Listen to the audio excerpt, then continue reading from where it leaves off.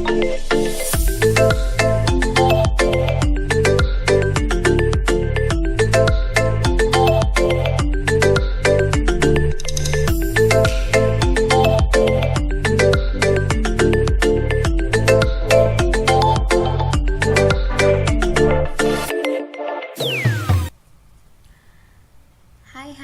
selamat pagi adik-adikku sayang. Selamat berjumpa kembali dalam pelajaran fisika. Oke, sebelumnya Ibu mau mengucapkan selamat pesta Paskah untuk kita yang merayakan. Jadi semoga dengan kebangkitan Tuhan Yesus kita juga bangkit. Kalau sebelumnya malas-malasan, sekarang harus lebih rajin lagi. Lebih rajin belajar, lebih semangat lagi. Jadi Ibu harap ada perubahan seperti itu setelah Paskah. Oke, kalau sebelumnya kita sudah belajar tentang getaran dan gelombang. Di beberapa pertemuan sebelumnya kita sudah pelajari sebelum ujian ya. Oke, hari ini kita mau belajar tentang bunyi. Nah, bunyi itu apa? Nanti kita pelajari satu persatu, mulai dari yang paling kecil, yang paling sederhana. Oke. Lalu kita coba lihat apa saja yang kita pelajari. Jadi minggu-minggu sebelumnya kita sudah belajar tentang getaran dan gelombang. Jadi dalam getaran itu ada beberapa besaran, yaitu frekuensi, periode, dan amplitudo. Begitu juga dengan gelombang. Gelombang ini ada dua jenis, gelombang mekanik dan gelombang elektromagnetik. Nah, hari ini kita mau belajar tentang bunyi. Jadi bunyi ini yang akan kita pelajari, yaitu sifat bunyi berdasarkan jangkauan frekuensi, lalu karakteristik bunyi, dan gejala-gejala bunyi yang dapat kita amati. Oke, sebelumnya Ibu pernah singgung. Jadi sebenarnya bunyi itu apa sih?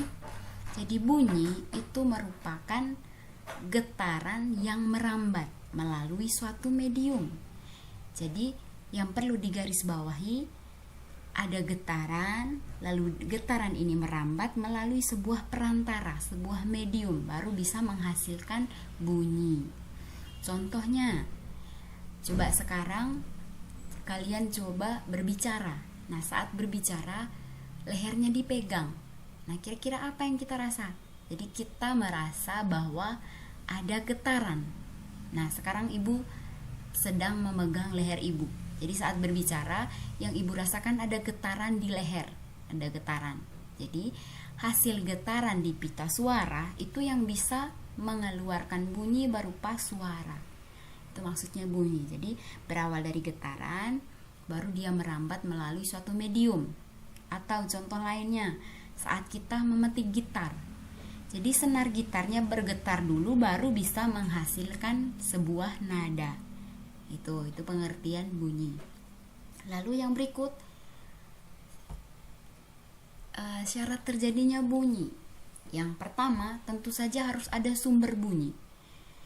Tentu saja harus ada sumber bunyi. Di sini misalnya sirene polisi atau ambulans.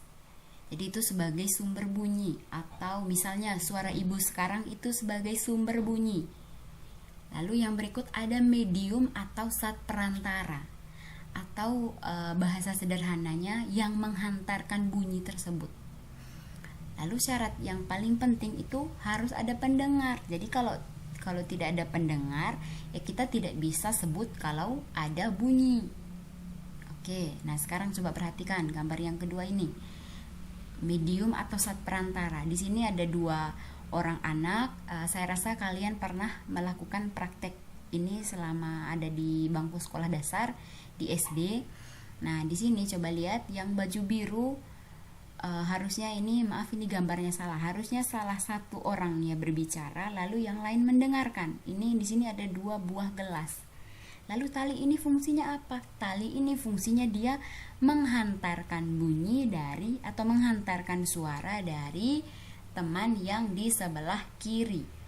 Nah, kalau tidak ada tali, saat orang ini berbicara di gelas, kalau tanpa tali, yang baju merah ini tidak akan bisa dengar karena tidak ada zat perantara. Lalu begitu juga dengan pendengar. Jadi kalau tidak ada pendengar berarti tidak ada bunyi.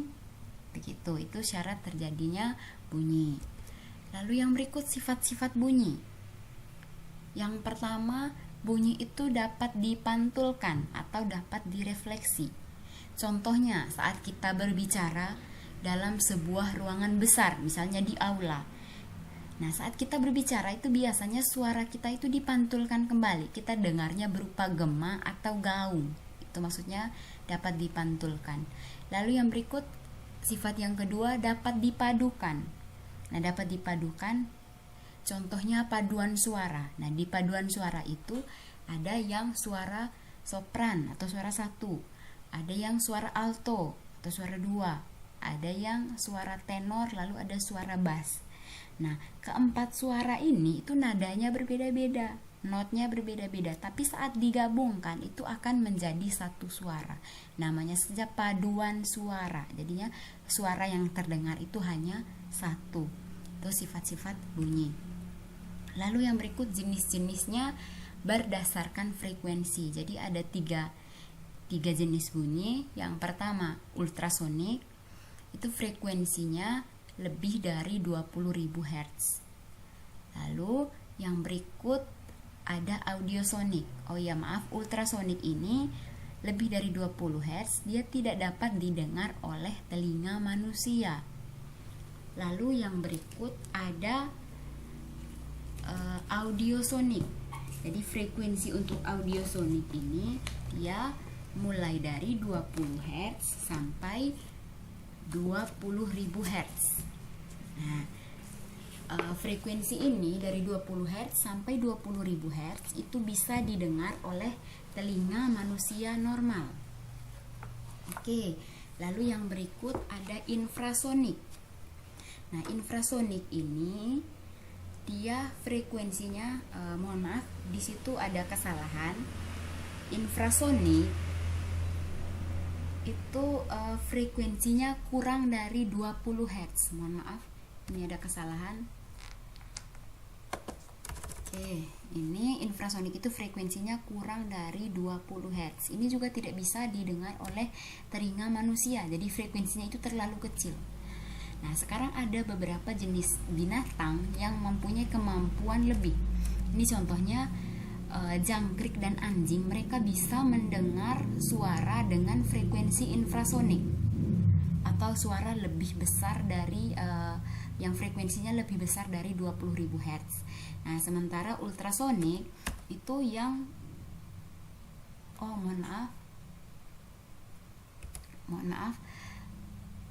infrasonik itu jangkrik dan anjing bisa mendengar suara kurang dari 20 Hz. Sedangkan ultrasonik itu seperti kelelawar, ikan paus dan lumba-lumba itu mereka bisa mendengar frekuensi dengan nada yang tinggi sekali, artinya lebih besar dari 20.000 Hz. Oke. Lalu yang berikut pemanfaatannya. Nah, ultrasonik ini bisa dimanfaatkan untuk menghancurkan tumor atau batu ginjal atau untuk USG. USG ini biasanya ibu-ibu hamil, ibu-ibu yang sedang mengandung, untuk melihat kondisi bayi itu biasanya menggunakan frekuensi ultrasonik ini atau USG, ultrasonografi. Ini untuk mempelajari bagian dalam tubuh. Lalu yang berikut untuk deteksi dan komunikasi di bidang teknologi kelautan, itu menggunakan frekuensi ultrasonik. Lalu untuk memeriksa bagian dalam tubuh, sebagai kacamata untuk orang buta, memeriksa kerusakan logam, dan membunuh nyamuk penyebab demam berdarah, itu ultrasonik. Lalu yang berikut, jenis-jenis bunyi berdasarkan keteraturan frekuensi. Nah, jadi frekuensi ini ada yang teratur, ada yang tak teratur. Yang tidak teratur itu contohnya suara daun ditiup angin, atau suara air terjun, atau suara ombak, suara air mengalir, suara angin. Nah, bunyi yang frekuensinya tidak beraturan itu disebut desah. Lalu yang berikut ada nada. Nada ini bunyi dengan frekuensi beraturan. Ini biasanya dihasilkan oleh alat musik, misalnya gitar, piano, biola, dan lain sebagainya.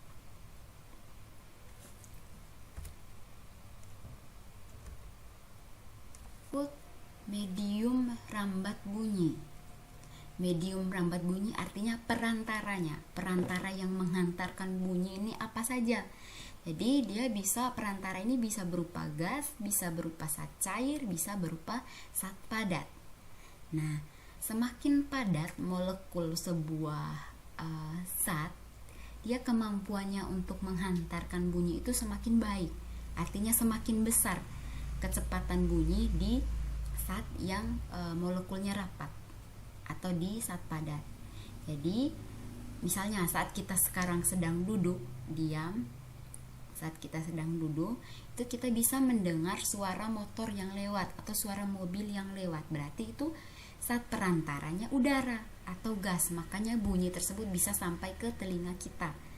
Lalu yang berikut ada zat cair. Saat kita menyelam di dalam air, itu kita masih bisa mendengar suara orang-orang yang sedang berada di permukaan atau suara batu yang dilemparkan ke dalam zat cair. Kita masih bisa dengar karena zat cair ini dia mempunyai kemampuan untuk menghantarkan bunyi. Begitu pula dengan zat padat. Nah, jadi catatannya, semakin padat komponen molekul sebuah zat, maka cepat rambatnya semakin besar. Jadi cepat rambat bunyi pada saat padat itu lebih besar daripada cepat rambat bunyi di udara. Mengapa? Coba di sini Ibu coba beri analogi. Nah, pada udara itu molekul-molekul gas itu dia jarang-jarang, artinya jaraknya itu saling berjauhan. Nah, saling berjauhan. Nah, kalau saling berjauhan itu bunyi jika merambat pada molekul yang saling berjauhan ini dia membutuhkan waktu lebih lama karena di sini ada ruang kosong. Lalu bagaimana kalau zat padat atau zat cair? Nah, zat cair itu dia lebih padat dari, artinya molekulnya lebih rapat dari zat gas atau udara. Begitu juga dengan zat padat. Misalnya pada zat padat itu molekul penyusunnya seperti demikian. Nah, jadi lebih rapat. Nah, bunyi itu lebih mudah merambat atau lebih cepat merambat pada zat padat yang molekulnya lebih rapat. Seperti itu. Oke. Lalu yang berikut kita perlu tahu apa yang dimaksud dengan kuat bunyi, tinggi bunyi, dan warna bunyi. Yang pertama, kuat bunyi. Kuat itu besar atau kecilnya sebuah suara atau sebuah sumber bunyi. Nah, besar atau kecilnya itu tergantung pada yang pertama amplitudo. Jadi semakin besar amplitudo, maka kuat bunyi itu juga semakin besar atau semakin keras yang kita dengar. Nah, lalu yang berikut tergantung jarak antara sumber bunyi dengan pendengar. Nah, misalnya ada kita sedang berbicara dengan teman. Nah, semakin jauh jarak kita dengan teman kita tersebut, maka semakin kecil juga suara yang kita dengar. Nah, kalau misalnya semakin dekat, berarti suara yang kita dengar dari teman kita yang berbicara ini juga semakin besar. Itu maksudnya jarak antara sumber bunyi dengan pendengar. Lalu yang berikut tinggi bunyi. Nah, tinggi bunyi ini maksudnya tinggi rendahnya bunyi yang keluar. Nah, tinggi rendahnya ini tergantung pada frekuensi sumber bunyi. Misalnya tinggi rendah ini masuknya ke nada. Jadi, coba kita pakai nada do re mi fa sol la si do. Jadi do yang tinggi itu yang ibu sebut, ibu nyanyikan terakhir, itu frekuensi getarannya paling tinggi dibandingkan dengan do yang ibu sebut pertama. Do re mi fa sol la si do. Nah, maksudnya begitu. Jadi tinggi bunyi itu tinggi rendahnya nada. Nah, sedangkan warna bunyi, jadi warna bunyi ini frekuensinya sama, nadanya sama, tetapi sumbernya berbeda. Misalnya laki-laki dan perempuan. Nah, sama-sama nyanyi nada do. Nah, tapi do pada perempuan itu beda dengan do pada laki-laki, hanya kedengarannya saja karena sumbernya berbeda. Atau misalnya nada pada gitar dan piano, itu kan warnanya berbeda, itu karena sumber bunyinya berbeda. Itu maksudnya warna bunyi. Lalu yang berikut intensitas bunyi ini. Jadi intensitas bunyi ini menyatakan besar daya bunyi setiap satuan luas. Lalu yang berikut ada layangan. Ini kita akan pelajari lebih jauh di pertemuan berikut. Lalu yang berikut ada besaran dan satuan di dalam bunyi. Yang pertama ada frekuensi. Ingat, bunyi itu dia termasuk getaran yang merambat. Berarti dia ada frekuensi. Dia gelombang, berarti dia ada frekuensi. Lalu ada cepat rambat. Nah, yang pertama frekuensinya kita bisa peroleh dengan cara F sama dengan N per T. Jadi N ini banyaknya gelombang tiap satu satuan waktu. Jadi dibagi waktu yang ditempuh. Lalu yang berikut cepat rambat bunyi. Kita sudah belajar di gerak lurus kemarin bahwa V itu sama dengan jarak yang ditempuh. Jadi kecepatan itu jarak yang ditempuh oleh bunyi tiap sekon. Jadi V sama dengan S per T. Nah, hubungannya di bunyi itu kan termasuk salah satu jenis gelombang. Otomatis ada panjang gelombang. Berarti kita bisa bikin persamaan V sama dengan panjang gelombang dikali frekuensi. Nah, sebenarnya ini sama dengan S per T, cuma besarannya lain. Kita bisa hitung menggunakan lambda. Lambda ini panjang gelombang sama dengan S, jarak, satuannya meter. Lalu frekuensi ini satuannya hertz atau bisa 1 per sekon. Jadi sama saja dengan rumus ini sebenarnya, hanya dia besar tergantung yang diketahui yang mana. Jadi V sama dengan lambda dikali F. Nah, sekarang kita coba masuk ke contoh soal. Oh maaf, ini cepat rambat bunyi di udara pada suhu 0 derajat Celcius itu cepat rambat bunyi 331,3 meter per sekon. Lalu pada suhu 25 derajat Celcius 347 meter per sekon. Lalu yang berikut kita masuk ke contoh soal. Di sini soalnya guntur terdengar 2 detik setelah kilat. Bila cepat rambat gelombang bunyi di udara 340 meter per sekon, hitunglah jarak terjadinya petir dengan pengamat. Oke, guntur terdengar 2 detik setelah kilat. Jadi pada dasarnya kilat dan guntur itu terjadi bersamaan, tetapi cepat rambat cahaya di udara itu lebih cepat dibandingkan dengan guntur, dengan bunyi. Makanya yang kita lihat itu kilat dulu, baru kemudian dengar bunyi guntur. Nah, berarti kesimpulannya si guntur ini dia memerlukan waktu 2 detik untuk sampai ke pengamat. Makanya kita dengarnya setelah 2 detik setelah kilat. Lalu di sini diketahui cepat rambat gelombang bunyi itu 340 meter per sekon. Berarti tulis dulu, jangan lupa tulis diketahui.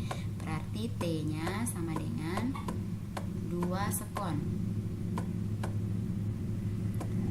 Lalu di sini cepat rambat berarti V-nya sama dengan 340 meter per sekon.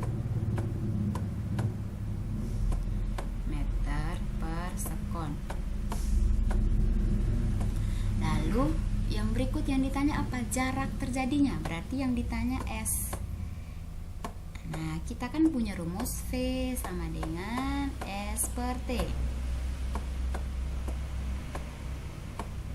Nah, untuk cari S yang ini, berarti ini kita pindah ke sini dengan kali silang begini. Nah, ini kan sama dengan per 1. Hanya karena tidak ditulis, berarti S sama dengan V dikali T. S sama dengan V dikali T. Berarti kita tinggal masukkan angka ke dalam persamaan. Berarti S sama dengan V-nya kita sudah tahu 340 meter per sekon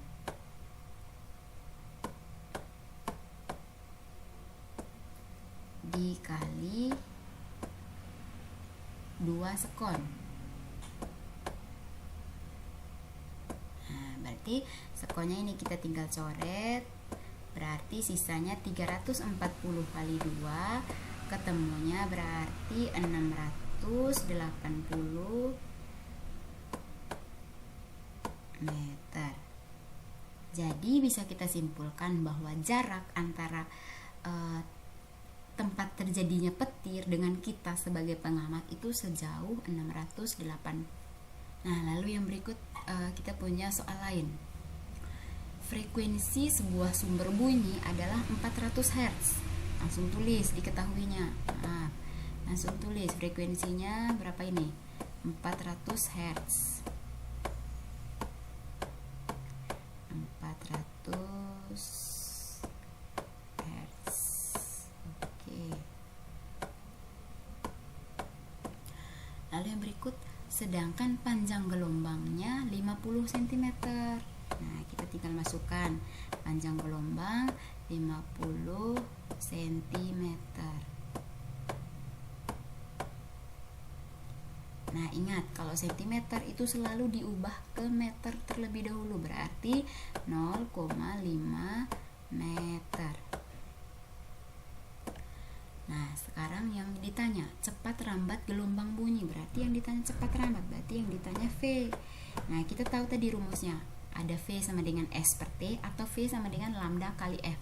Karena di sini S-nya tidak diketahui, T-nya tidak diketahui, berarti kita pakai rumus yang ini, V sama dengan lambda dikali F. Berarti tinggal masukkan angkanya.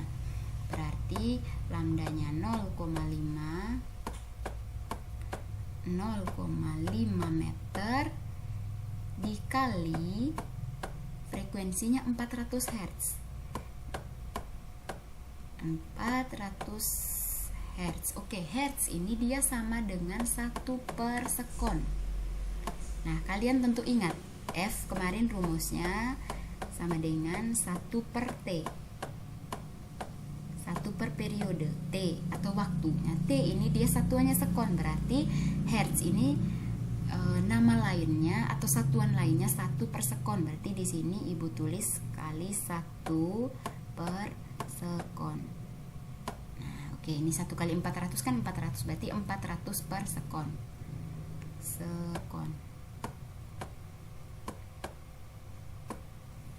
Lalu berarti kita tinggal kali 0,5 kali 400, hasilnya 200 meter per sekon.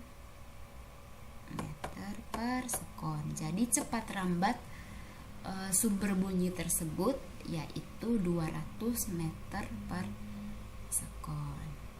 Oke, sampai di sini dulu. Kalau kita sudah paham yang ini, nanti untuk materi berikutnya lebih gampang lagi. Nah, nanti untuk latihan soal Ibu akan kirim di Classroom. Kalian kalau misalnya ada yang tidak dipahami, videonya bisa ditonton ulang dari awal atau bisa chat Ibu, tanya Ibu ini maksudnya apa. Oke, terima kasih, sampai jumpa minggu depan. Nah, minggu depan Ibu akan cek tugas yang akan Ibu kasih nanti di Classroom. Terima kasih, bye-bye, selamat belajar.